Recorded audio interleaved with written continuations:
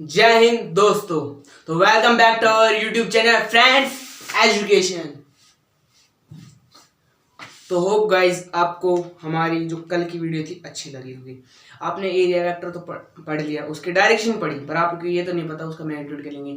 Magnitude सिर्फ वही लेंगे जो हम एरिया जनरली निकालते हैं। ठीक है, तो ये डाउट क्लियर होगा। काफी बच्चों के डाउट्स आए थे। तो आज हम पढ़ने वाले हैं electric flux and Gauss theorem. समझे, electric flux and Gauss theorem. तो सबसे पहले मैं आपसे कुछ 3-4 चीजें डिस्कस करना चाहता हूं जिसके थ्रू पता लगा सकते हैं कि इलेक्ट्रिक फील्ड किसके कितनी जाती है। क्या इलेक्ट्रिक फ्लक्स कुछ नहीं, किसी भी एरिया के अंदर से जितनी ज्यादा अमाउंट ऑफ, जितनी इंटेंसिफाइड, जितनी डेंस इलेक्ट्रिक फील्ड लाइंस जाएंगी उतना ज्यादा इलेक्ट्रिक फ्लक्स होगा। ठीक है, तो भाई मान लेते हैं यहाँ से एक पॉइंट है, कोई भी चार्ज पार्टिकल है, यहाँ से निकल रही इलेक्ट्रिक फील्ड ऐसे। ठीक है भाई, ये एरिया था। ठीक है, इस एरिया से जितनी ज्यादा इलेक्ट्रिक फील्ड पास आउट होंगी उनके ऊपर होगा। तो भाई देखो, पहली कंडीशन तो क्या है, पहला हमें क्या पता लगा। देखो सबसे पहला एरिया सेम है। First of all we have same the area same है, मतलब कि एरिया सेम एरिया, मतलब कि ये है ए स्क्वायर, इसकी वैल्यू। ठीक है, तो हमने सबसे पहले इतनी दिन दूरी की इलेक्ट्रिक फील्ड लाइंस इससे पास आउट की, तो हमारी इलेक्ट्रिक फ्लक्स की वैल्यू आई मान लेते हैं 8। जस्ट अज्यूम, एग्जैक्टली पता नहीं कितनी आएगी, पर हम अज्यूम करेंगे 8 आएगी।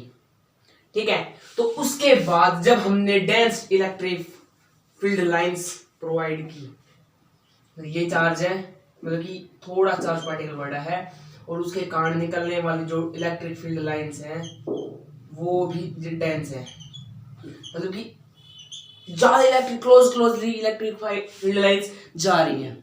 ठीक है, तो जितनी ज्यादा इलेक्ट्रिक फील्ड लाइंस इस एरिया से गुजरेंगी उतना ज्यादा अपना इलेक्ट्रिक फ्लक्स होगा।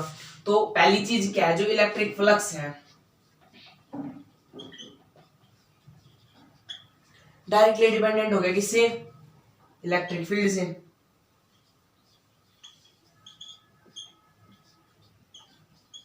नोट डाउन कर लेना, पहली चीज है ये, पहली चीज हमें पता लगा है कि इलेक्ट्रिक फ्लक्स डायरेक्टली प्रोपोर्शनल होता है इलेक्ट्रिक फील्ड के।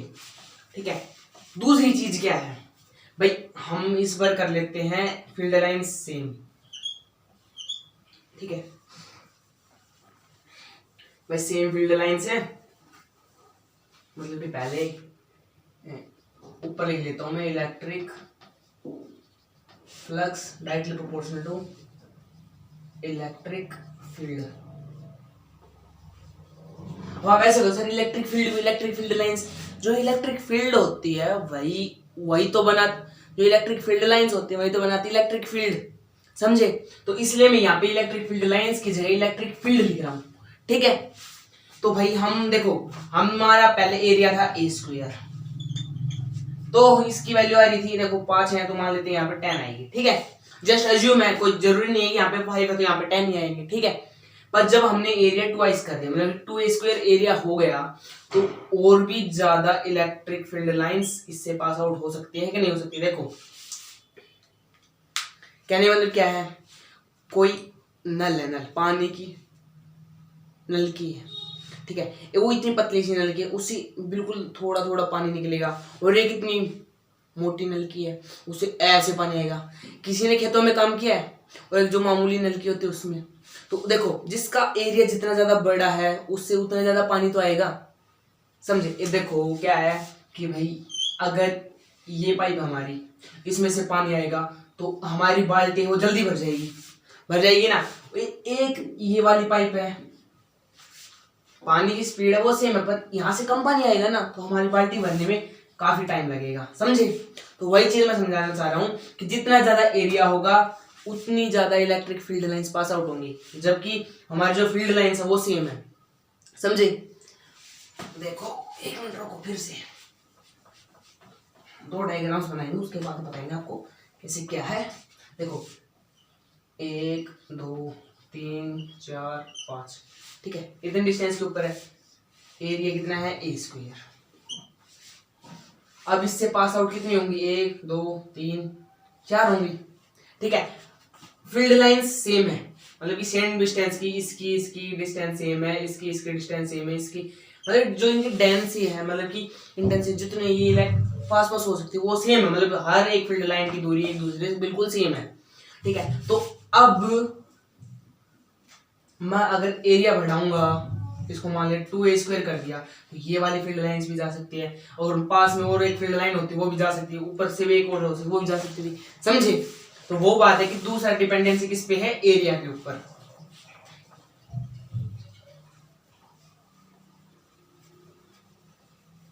ठीक है। तो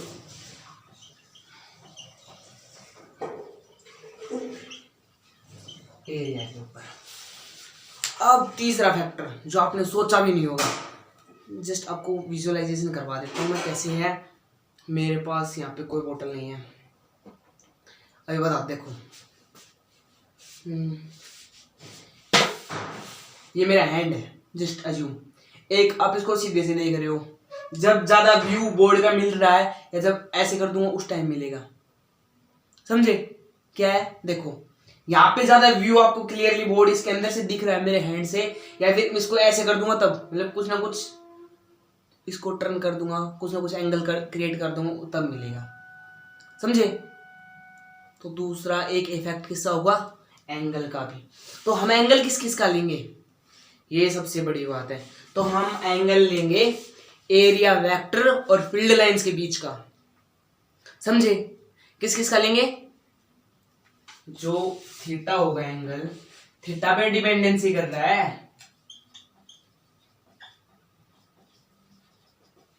डायरेक्टली डिपेंडेंसी किस पे, थीटा पे भी है, समझे, थीटा पे है ना, ओके। तो ये ही इन तीनों चीजों से मिलकर ही बनता है हमारा इलेक्ट्रिक फ्लक्स।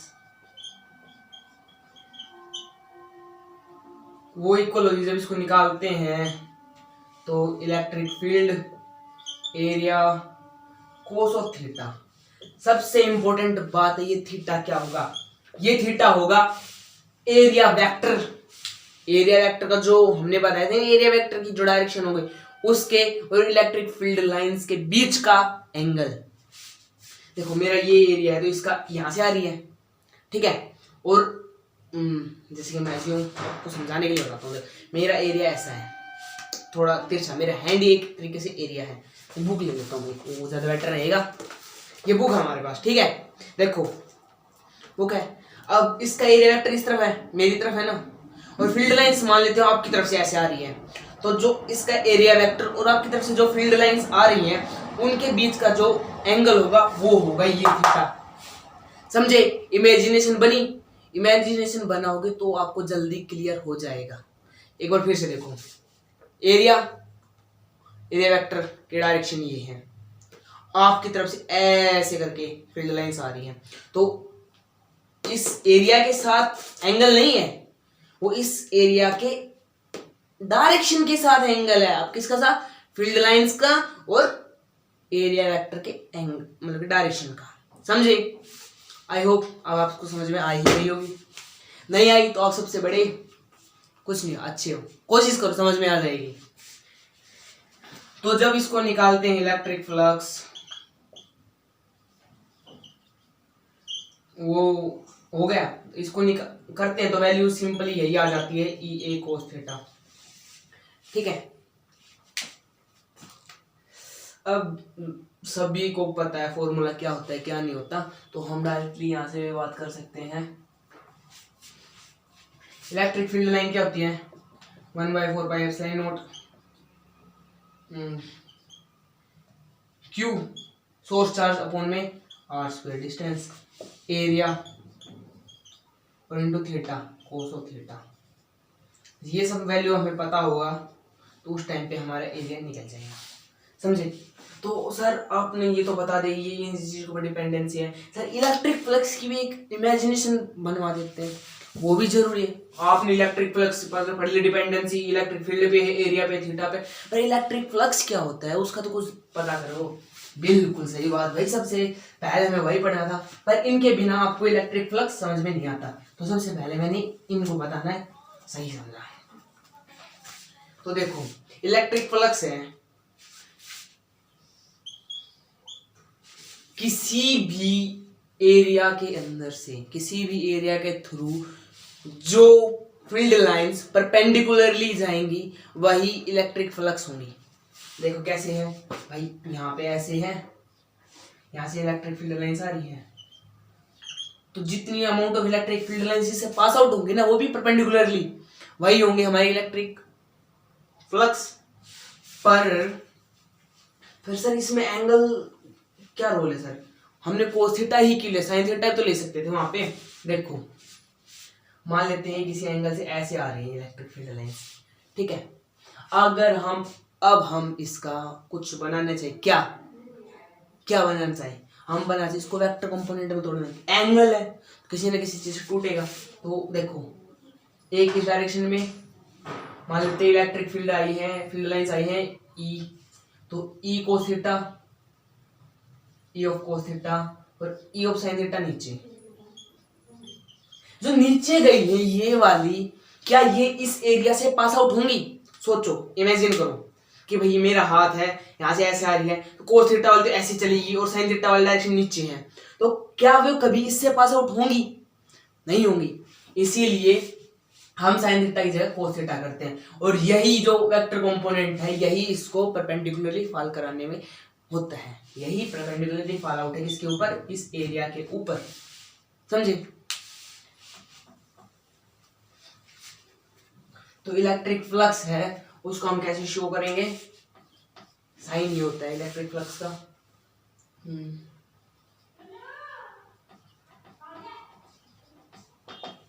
फॉर्मूला क्या बना, ई ए कोस ऑफ थीटा। समझे? ये किसका था सो मतलब कि नॉर्मली किसी छोटी। अब बारी आती है हमारी सबसे बड़ी थ्योरम, जिसको काफी बच्चे बड़ा क्या कहते हैं, वो सोचते हैं क्या कुछ है सर ये बड़ी डिफिकल्ट है, ये है वो है कुछ नहीं है। अब हम पढ़ते हैं गोस थ्योरम। गोस थ्योरम सबसे अच्छी थ्योरम है, वो हमें बताती है कि जो इलेक्ट्रिक फ्लक्स की अमाउंट होगी वो कितनी होगी। सिंपली कोई भी क्लोज्ड बॉडी है, उसके अंदर कोई भी चार्ज रखा है, तो उसके अंदर जो net amount of electric flux है वो कितना होगा।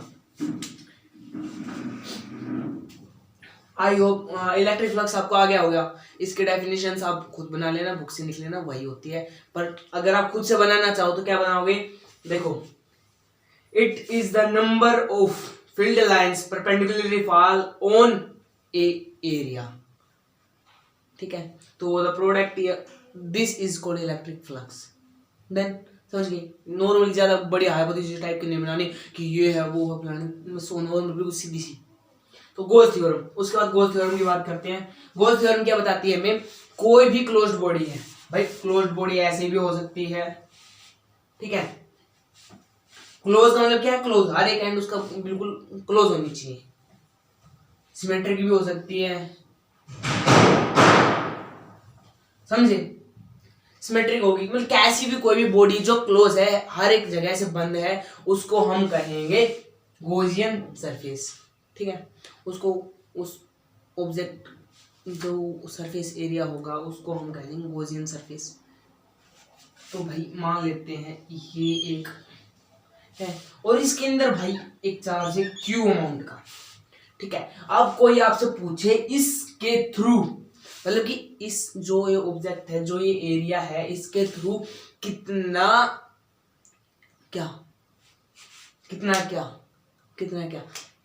फ्लक्स होगा, इलेक्ट्रिक फ्लक्स होगा, इससे करने बैठोगे तो भाई हो तो जाएगा, पर यहाँ पे 2 हो तो एक और हो, 3 हो, 4 हो, अलग अलग है, तो क्या होगा।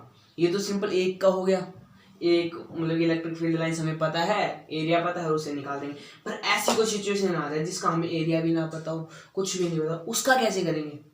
बड़ा सिंपल है, इसकी थ्योरम कहती है क्या, वो पहले वो समझो। ये थ्योरम कहती है कि कोई भी क्लोज्ड सरफेस है, कोई भी क्लोज्ड बॉडी है उसके अंदर जो नेट अमाउंट का चार्ज रखा है, नेट अमाउंट का चार्ज रखा है उसके थ्रू ये चार्ज इसके अंदर है, चाहे कहीं पे हो, यहाँ पे हो, यहाँ पे हो, यहाँ पे हो, यहाँ पे हो, यहाँ पे, जब नहीं एक जगह पर कंसंट्रेटेड हो, कहीं पे भी हो, उसके थ्रू जितना भी इलेक्ट्रिक फ्लक्स होगा वो होगा ये क्या, it's the ratio of total charge present या enclosed by the surface with epsilon naught. That's enough, only this. अगर आप ये चीज समझ गए तो आपके आधे से ज्यादा क्वेश्चंस हो गए डायरेक्टली। समझिए क्या कि कोई भी इलेक्ट्रिक फ्लक्स होगा किसी भी क्लोज बॉडी से, उसकी वैल्यू कितनी आएगी, charge upon epsilon note. Sir epsilon note की वैल्यू मैंने आपको फर्स्ट वीडियो क्लास ला के अंदर बताया था, कहा था कि आप इसको सोल्व करना, तो 1/4 पाई एप्सिलॉन नोट, उसकी वैल्यू 9 into 10⁻9 वो बताया था। तो मैंने उससे कहा था आप यहाँ से एप्सिलॉन नोट की वैल्यू निकालना, कहा था ना, तो वो वैल्यू अब यहाँ पे जरूरत पड़ती ना, तो यही कह रहा हूँ मैं कि इसकी वैल्यू कितनी होती है वो आप मेरे को कमेंट बॉक्स में बताना, नहीं फिर जो नेक्स्ट लेक्चर होगा उसके अंदर मैं बताऊंगा आपको एप्सिलॉन नोट की वैल्यू कितनी होती है। होप गाइस आपको गोल थ्योरम कंसेप्ट्स क्लियर हो गए होंगे, जो इनका बेसिक है, मतलब कि नॉर्मल जो ये बताते हैं, जो ये कहना चाहते हैं वो आपको समझ में आ गया होगा। अगर आपको हमारी वीडियो अच्छी लगी हो तो इसको लाइक करें, शेयर करें और सब्सक्राइब तो कर ही दें, और हो सके तो 2-3 कमेंट भी कर दीजिए करें कि वीडियो कैसी है, अच्छी है या फिर ऐसे ही एवी बनी हुई है। ठीक है, तो होप गाइस आपका दिन मंगलमय हो। थैंक्स।